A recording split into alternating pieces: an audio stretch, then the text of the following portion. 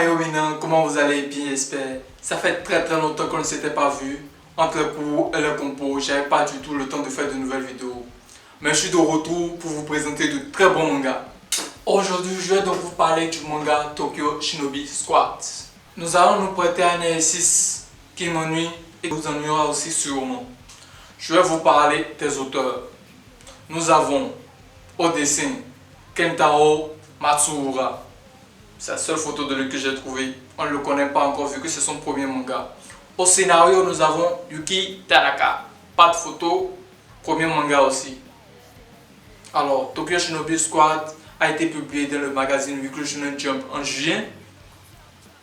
Il n'est pas encore d'éditeur français. Donc il est disponible qu'en VO.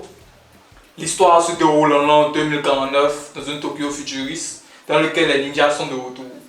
Dans ce monde hyper mondialisé où le Japon est maintenant relié à la Chine et à la Russie, via des moyens de transport super rapides, les disparités sociales se sont encore plus exagérées.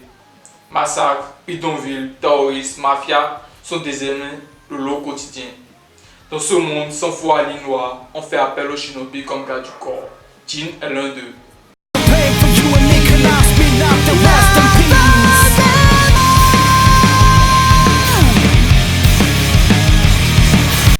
Jin Naomi est le personnage principal de notre manga. Il a 17 ans et fait partie de la Naomi Kai. Il est très arrogant et très imbu de ses capacités. Comme dans tous les shonen, il aime beaucoup ses amis et combattra tous ceux qui le feront du mal. À l'heure actuelle, on sait très peu de choses sur les antécédents de Jin. Cependant, son nom et l'ensemble de son équipe sont traités avec respect et crainte, ce qui implique qu'il a une carrière plutôt tristement célèbre en tant que shinobi.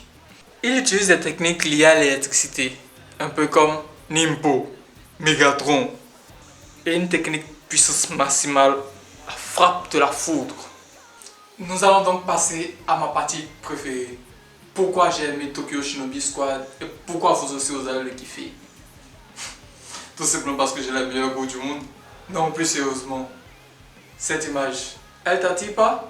En tout cas moi, oui. Dès que j'ai commencé à lire le manga, ce qui m'a le plus attiré au début, ce sont les dessins. Franchement, ils sont bellissimes. Ensuite, les dialogues, ils sont vite fait.